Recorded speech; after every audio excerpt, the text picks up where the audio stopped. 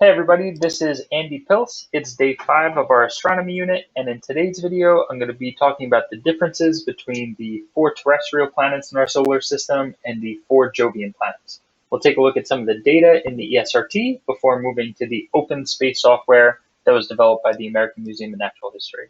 So let's start off in the ESRT. So in the solar system data table, you're going to see the planets are all listed in order from the closest to furthest from the sun.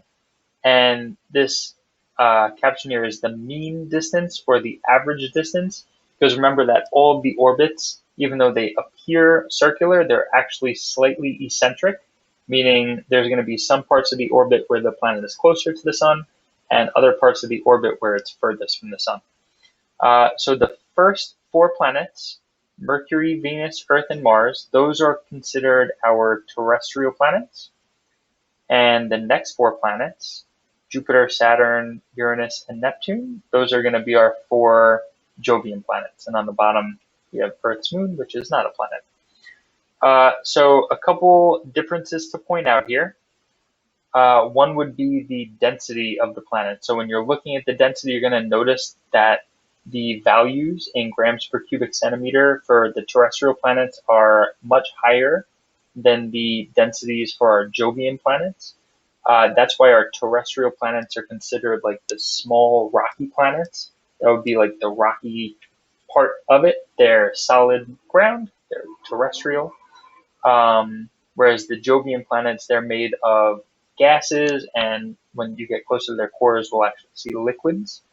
And terrestrial planets also are going to be smaller. So when you look at the equatorial diameter, which is how wide the planet is at the equator, you're going to notice that the values for the terrestrial planets are much smaller than the larger Jovian planets. So that's one of the 2 biggest differences. The terrestrial planets are going to be small and rocky. The Jovian planets are going to be large and gaseous and less dense. One other thing worth noting, there is an asteroid belt that is separating these 2 types of planets. So in between Mars and Jupiter, you'll find our solar system's asteroid belt. Okay, earlier we mentioned Kepler's first law of planetary motions when we were discussing the mean distance, how all of the planets are orbiting the sun in an ellipse, so the distance from the sun is going to change. We also see the eccentricity. There's not too much of a difference or a designation between, there is a difference between each planet, but not so much a designation or a pattern when looking at the eccentricity of orbits for terrestrial and Jovian. But one last difference that we'll see on this data table is going to be the period of revolution, or how long it takes for the planet to complete one orbit. And that would be Kepler's third law, the law of harmonies, in that the closer the planet is, the faster its period of revolution. And as we get further and further out, you're going to see the period of revolution increase. One other difference between these 2 types of planets that's not shown here on the data table is the amount of moons.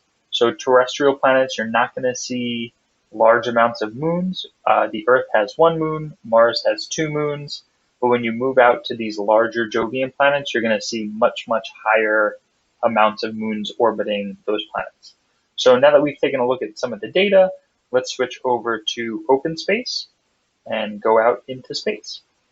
So here we're paused looking at the Earth with the sun in the background. And as you would expect, the half of the Earth that is facing the sun is going to be experiencing daylight. That's why we couldn't see too much of it earlier. And one thing that I think is pretty clear from looking at the simulator is the amount of the frame that the planets are going to take up will really give you an idea of the size. So when looking at Earth, it pretty much takes up the whole frame from top to bottom here. Even have it spin around a little bit if we want. Add some dramatic effect. We see the whole Earth in the frame at about 9,000 kilometers. And that would be pretty much the same for the other planets that we go to as well. So if we were to go to Venus, is pretty much the same size as Earth. So let's go check out Mercury and zoom in. So Earth, we had it taking up the whole frame at about 9,000 kilometers. Here's Mercury, again, half facing the sun, is going to be lit, experiencing daytime. And this is going to take the frame up about 3,500 kilometers above the surface. So even closer to Earth is when we'll see this. Okay, now that we've seen what altitude we would need to be at from the planets in order to fill up the frame of this software, let's take a look at our first Jovian planet, which is going to be Jupiter. So I'm going to focus on that, and then I'll begin to zoom in. Take us just a moment to travel there. And already as we're zooming into the planet, you're going to see all of these moons. So all of these lines going around it are going to represent moons. Let's just adjust this time a little bit. Some motion. And as we zoom into Jupiter, you're going to see that we'll be at a much higher altitude above the planet in order to fill it in. So here is almost 100,000 kilometers above the surface of the planet in order to take in Jupiter in all of its glory. There it is. Chasing that sunrise as I rotate around. Oh, and there's sunset. Half that goes into the darkness. We can also take a look at Saturn, the jewel of the solar system. Take this view up a little bit. We're going to zoom into the orbit, and then you're going to see lots and lots of satellites or moons around it, as well as those beautiful rings. And one thing I really like about this open space software too, which I think is kind of cool, is if you think about eclipses, when a planet or a celestial object passes in front of the sunlight that a moon or another planet gets, then that sunlight is not going to get past it. So even with Saturn's rings, the sunlight is going to be blocked by the planet and darkened behind it. It looks like it's still a little bit dark. I'm curious why, or a little bit light rather. I wonder if there's some light refraction around the rings, or some other effect that would mean that it's still partially lit, because a lot of times it would be totally dark if you couldn't see it in this program. And they're pretty accurate. Let's take a zoom out and look at the solar system as a whole. Zoom out a little bit faster. And there goes Saturn and its moons, and now we see the orbit of Saturn come into play. Give you an idea of how far apart these planets are. And the rest of the solar system is going to come into play here. So in the center, we'll see the 4 terrestrial planets, which are Mercury, Venus, Earth, and Mars. They're closer to the sun, and they're somewhat close together. In between Mars and Jupiter, we're going to see the asteroid belt. Those are small celestial objects orbiting the sun in between the terrestrial and the Jovian planets. And then all the way out here, we have Jupiter, Saturn. Let's keep on going to see the orbits of Uranus here in this teal and Neptune in the blue. And something worth noting too, if we were to look at the data table from before,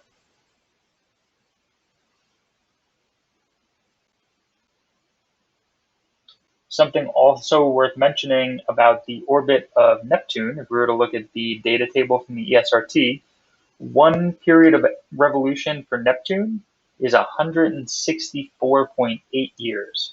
So that means the last time Neptune completed one revolution, your maybe great grandparent was alive, because it's nearly like 6 or 7 generations ago, almost 165 years to just complete one trip around the sun. So if we're going to see what that looks like in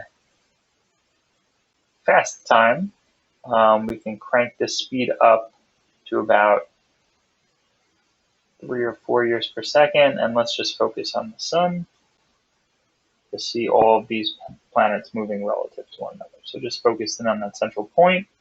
You'll see the terrestrial planets are moving much, much faster, and it's going to take Neptune, our furthest planet out, a really long time just to complete one orbit. It's going to take Uranus and the other Jovian planets a pretty long time too, but just not nearly as much as that furthest planet out.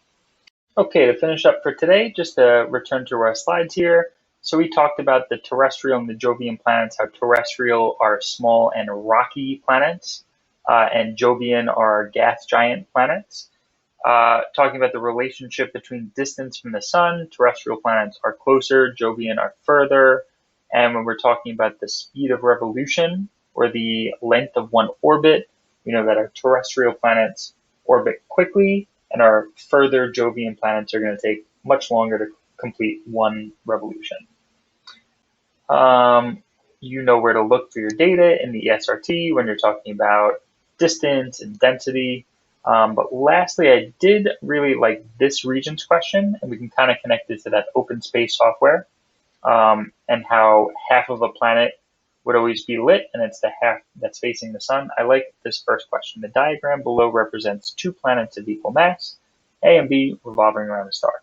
The planets are represented at specific positions in their orbits. When both planets are at the positions represented, planet B, and what's going to happen? So what about this planet B? Can it be seen at night from planet A, and planet B is faster in its orbit? Well, if I was standing on A and I look back, I would see this lit half. So B is visible at night from A in this position, but since B is further from the sun, it's actually going to be orbiting slower. So even though that wasn't a good guess, we would say that it can be seen from planet A, but it is moving slower in its orbit. Best choice there would be number 2. I hope you found this video helpful. I'll see you folks next time in our next video in our astronomy unit. Have a nice day.